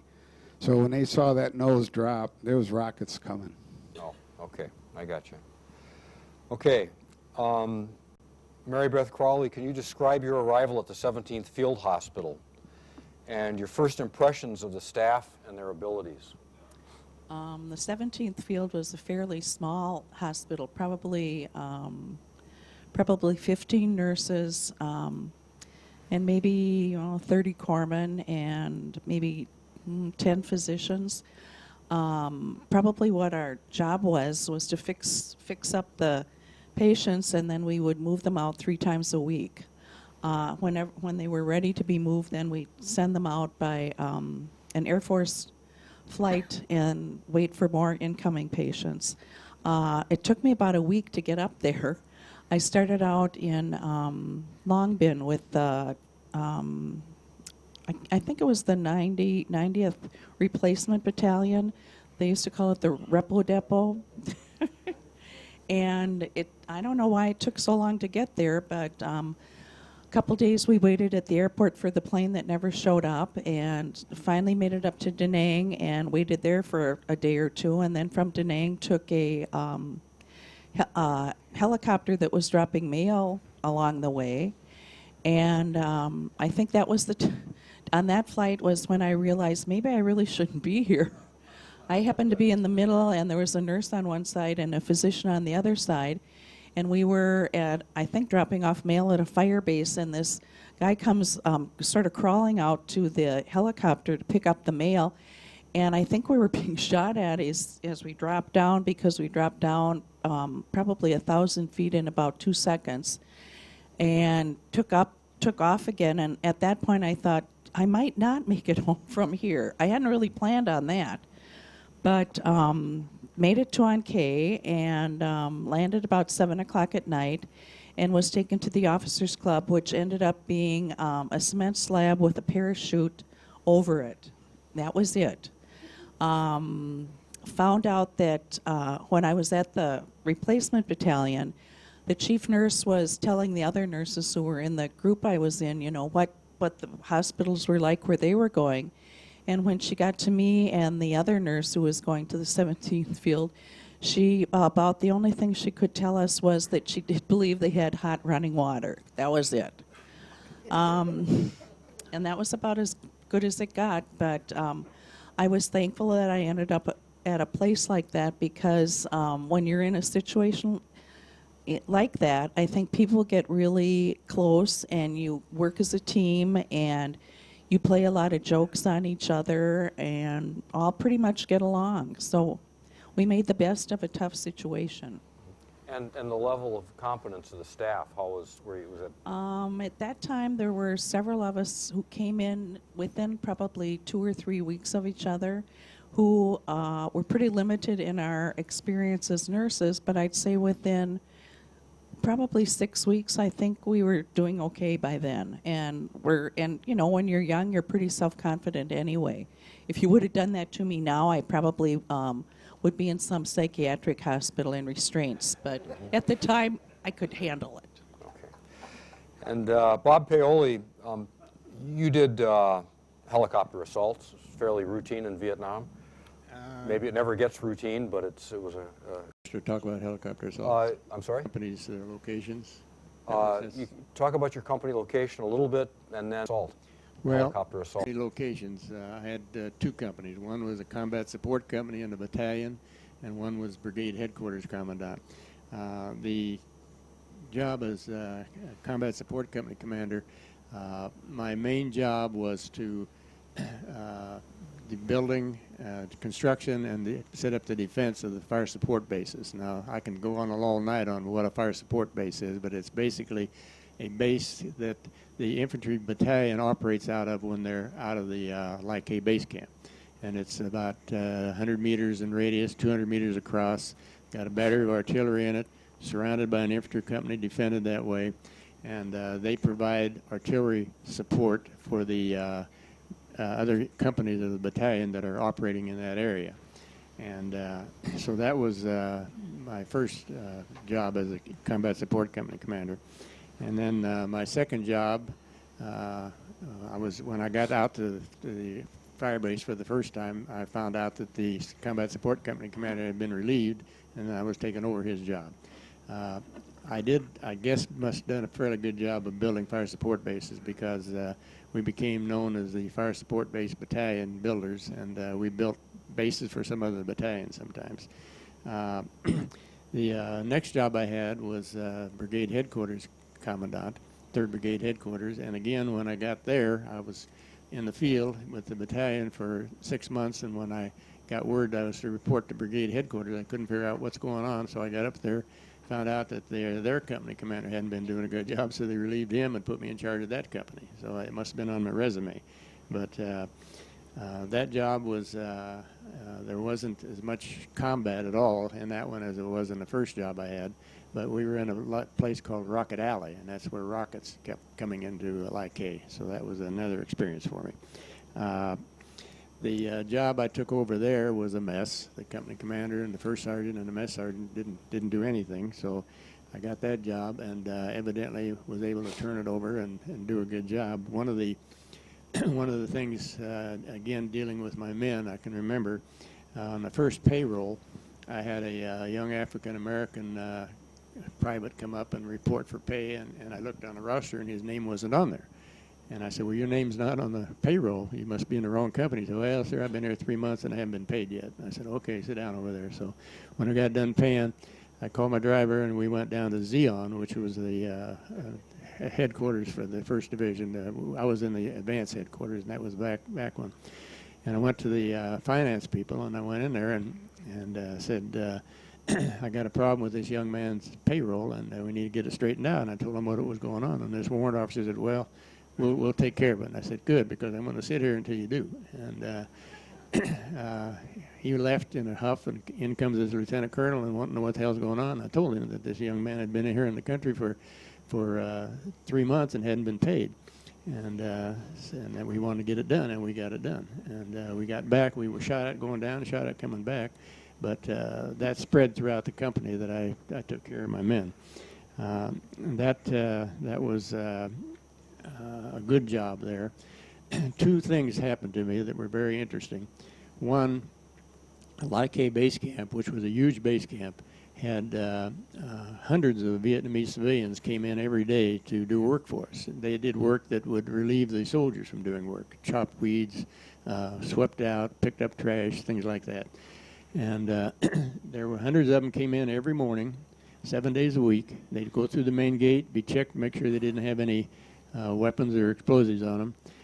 They would be loaded on a truck and take the same unit every day. I had 4 Vietnamese civilians, 4 mama sons, and they were all, every day I got the same ones. Well, this went on 7 days a week until one day, none of these hundreds of people showed up at the gate at 7 o'clock.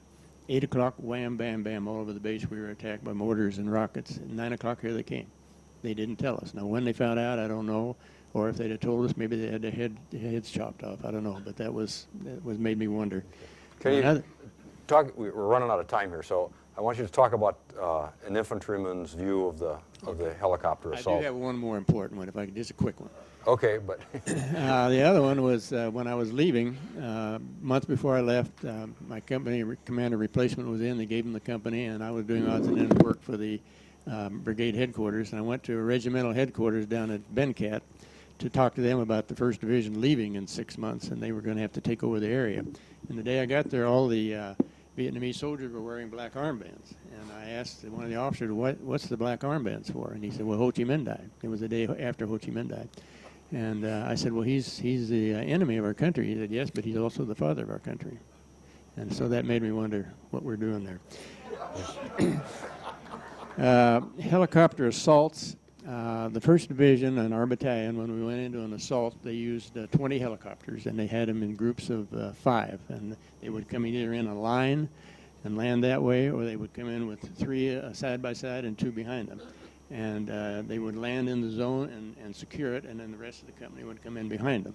Now, if the was a hot LZ, that first platoon that came in there would have to, get started getting the bad guys out of there, and then the second one come in right behind them.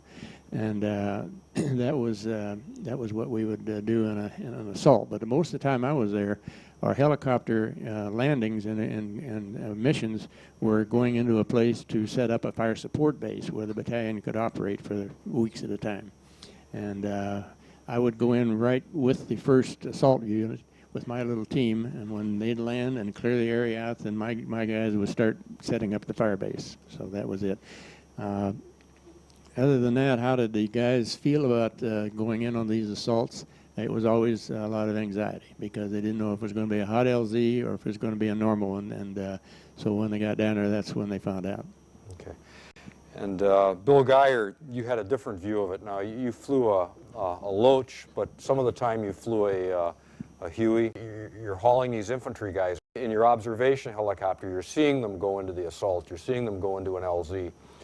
Well, being an air cab, where we were up in 2 Corps was mostly a single ship LZs. Before we would we were a tight little unit. We had our aerial rifle platoon, and the scouts would, do the recon. If we found something that we thought we needed the troops in, then we'd call for them. They'd usually stay back. We only one time did an Eagle flight, and it was a disaster. So most of the time we kept them back, and we would call them when we wanted to. The scouts would recon the LZ, make sure it was clear. And then the Cobras, sometimes if we thought they needed to, they would shoot. But they would come in one at a time. And when I did fly in the Hueys, you would go in, you'd hit your rear skid, rocket, and you'd be gone. Because the guys worked all the time with us. So you weren't in an LZ just seconds. And they were off the helicopter. They were off, and they were on, too. And we come in to pick them up. You rocked it, and everybody should be on board, and you're out of there. But once they're on the ground, the Loaches would fly perimeter to make sure they weren't, because we only had our aerial rifle platoon. So we had to really protect those guys once they're on the ground. Okay. Jeff Arnold, as a Special Forces medic, can you describe the level of care that you could provide combat wounded and some of the medical evacuation situation? There were a lot of. I was the medic for the 400 soldiers that we had, and a village of about 1,500 people, both Montagnards and Vietnamese. So I got all of the. I was the senior educated physician in the area, and so I got the worst of everything. Some people would get burned seriously, and we'd have to call medevacs for them. Some were minor wounds, and could take care of that in the field. At my dispensary, at our camp, I had 14 Vietnamese medics, and I have to praise them. They did a wonderful job. We'd have 2 of them go out with every patrol, and we got involved in everything to include amputations, and really that part of my life, I had forgotten how much real medicine or medical things I had done until I got home and read a bunch of my letters that I had written to my mother. And boy, it was just like every other day I was sending people out for burns or for wounds or whatever, and serious things. And I had forgotten all of that until I got into the letters. Okay. Mary Beth Crowley, you had a certain amount of preparation with wounds and that, working with veterans at the VA hospital. And as a medical professional, you have to expect a certain amount of trauma. Did you ever get used to the level of trauma you encountered supporting an infantry division? I don't think anybody ever gets used to trauma. Seeing especially young people and thinking that probably this is something that's going to destroy their life. So I don't think you ever can prepare yourself for that, or if you do get used to it, I think maybe you're in the wrong field. But I don't think you can as a nurse, I don't think you can really recover from all that. Getting used to it was probably a bad terminology, but learning to deal with it, I guess. I think you learn to deal with it, but you don't forget about it. Mm-hmm. And maybe you don't want to talk about this, but could you describe, some of the things that went on in the operating room? Casualties would come in. I wasn't an OR nurse. I worked in the ER and I worked on the post-op floors. I remember some of the first mass cals that we had, and that's when, and it usually happens in the middle of the night when you don't have a lot of staff around. So it might be you and a couple of corpsmen, and all of a sudden you get a phone call that there's going to be maybe 30 people showing up, and usually you can get extra help coming in, so people do show up to help you then. But it's just kind of like a madhouse, and trying to get IVs in people and get them moved to where they needed to be moved, and drawing blood, and it's pretty much a madhouse. Getting people off to the operating room and having the physicians decide who are the ones that are salvageable and the ones who really aren't going to make it. Until I'd gone to Vietnam, I really hadn't seen anybody die, so that was something to learn how to deal with too. I've met a lot of nurses from Vietnam since I've been back, and a lot of nurses, when they were there, just kind of turned everything off the whole time they were there. I don't think I turned it off while I was there. I think I pretty much cried every day, but I did it in the shower, so nobody ever knew that I was crying.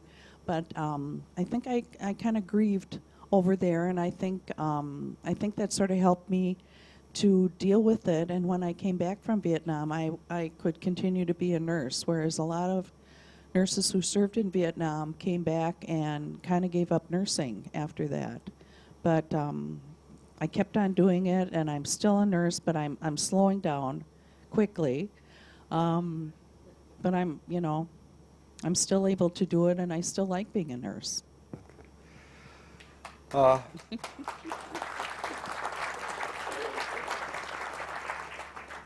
Colonel Cow, you worked with Americans. Now, Americans served their tours usually for a year. Then they went home. Well, in fact, you said that by the CIA in 1922, but in fact, I was recruited on March 8th, the CIA for 7 years. Laos formed the coalition government. I did not know politics. I said, Laos will have peace. Laos will work together. And I was sent to the camp, and then I finally labeled as prisoner of war. And then as an American servant, American lackey, American puppet soldier. And I feel that it's not true.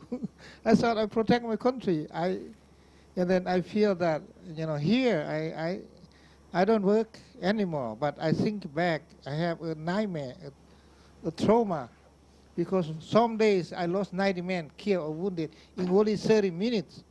The ceasefire, I lost about 133 of my security platoon got killed because the enemy attacked us when the ceasefire, happened. So I asked for the airstrike and no one came. They said, this is the ceasefire. I cannot help you. Then the army launched the attack with tanks and with 132 millimeter gun.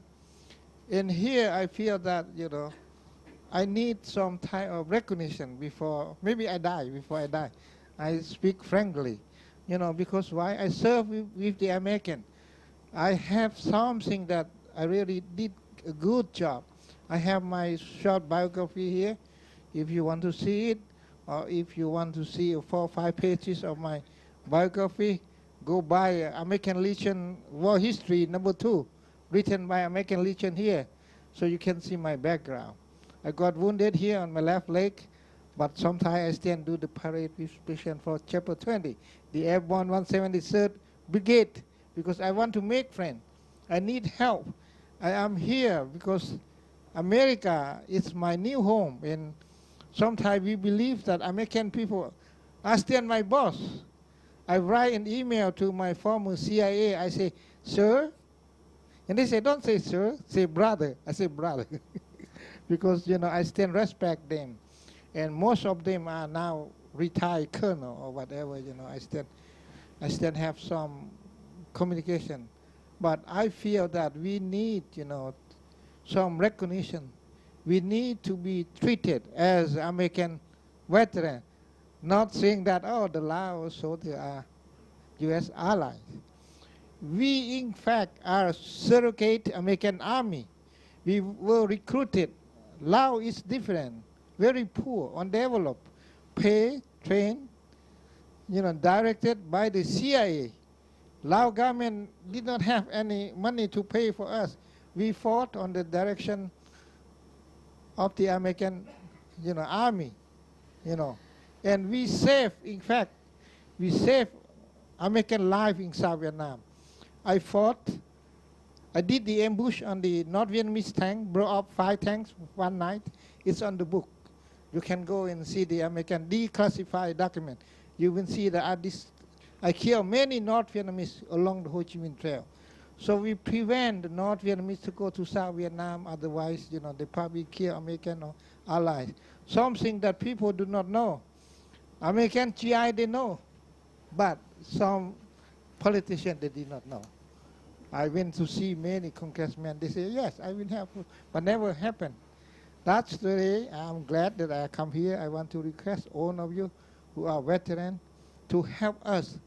The soldiers of the king from the Kingdom of Laos, there are about 14,000. The Lao Hmong who are here to be recognized, treated as U.S. veterans, get some type of VA benefit, recognize us. If I was a U.S. veteran, I should get some Purple Heart, but I have nothing here. So thank you. Okay. Okay.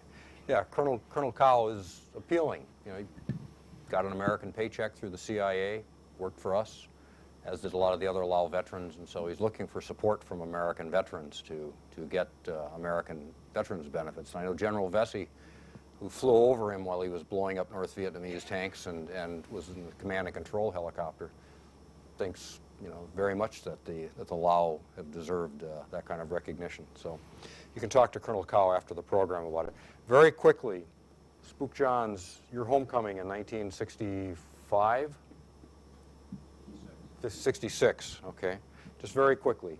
Well, it was very quickly. I departed Yokosuka and on a cab, as I recall, going up to Atsugi, got on a R6D, and there were some reservists from the Washington, D.C. area, as I recall. Hadn't thought about this in a long time, but we took off, landed at Midway, refueled, went to Hawaii, spent the night there, landed at NAS Alameda, and the next morning I went over to Treasure Island and said, so long. They said, so long out there. Yeah, it was no big deal. And we were talking about this earlier about the response of Americans to vets.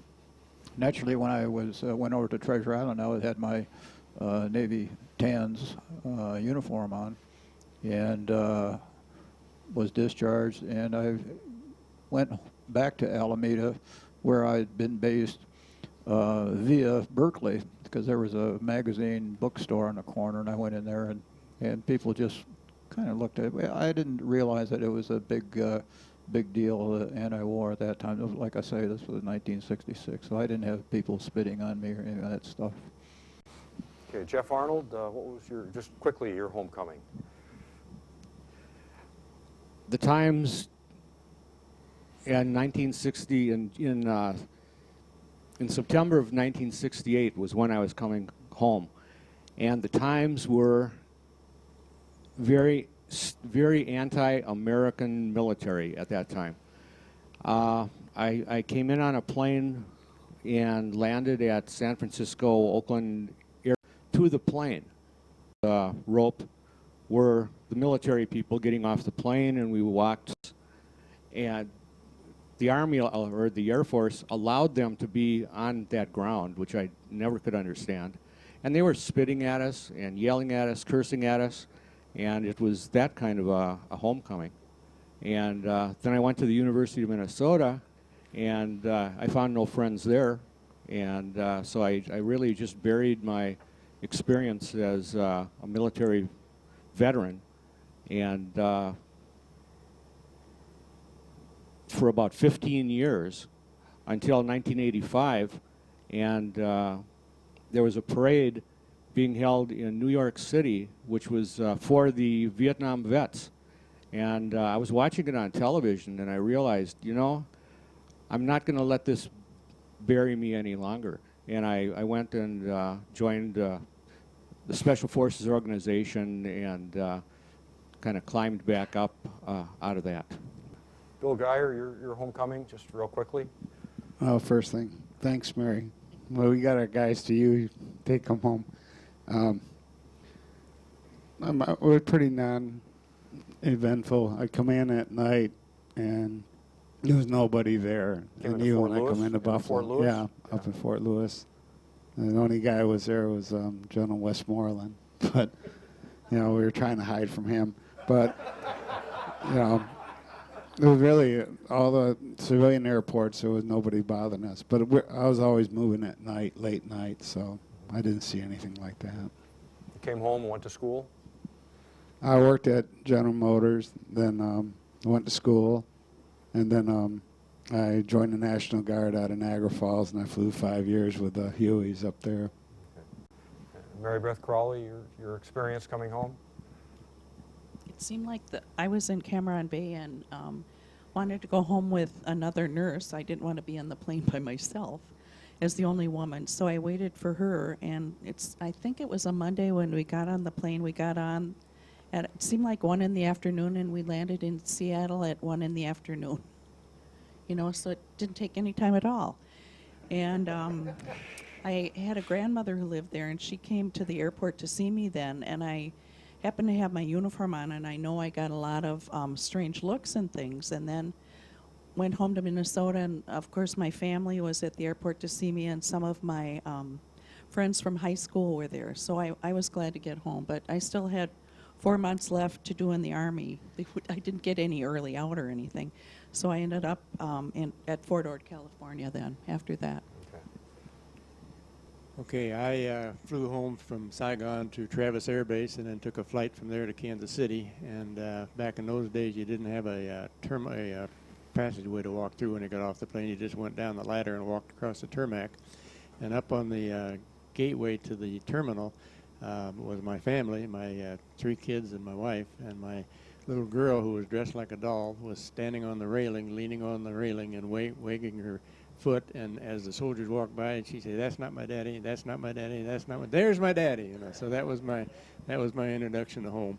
My little 2-month or 4-month-old when I left for Vietnam was now 15 months old, and he couldn't understand who this guy was coming in here getting all the attention, because he'd been getting all the attention for a year, and all of a sudden here's this new guy. But the next day when he brought me one of his toys, I knew that I had been accepted. I got back in the Kansas National Guard and went back to work for Cessna Aircraft Company that moved me up here. But back in Kansas, we were lucky. There was no demonstrators. Nobody spit on us. And we got guard drills, and after drill, we'd have a beer, and we'd talk about our experiences, and that helped a lot. Now, for the last 8 years, I've been going around to schools in the Twin Cities, and we have a class at the Mankato State that we go to.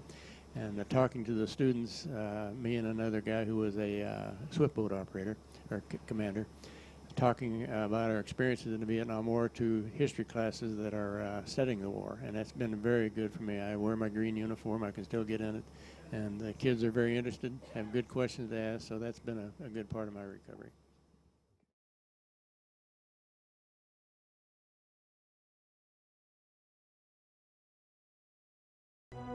Support for this program provided by viewers like you. Thank you. Additional support provided through the Catherine B. Anderson Fund of the St. Paul Foundation. Upcoming roundtable topics can be found at www.mn-ww2roundtable.org. Production services provided by Barrows Productions.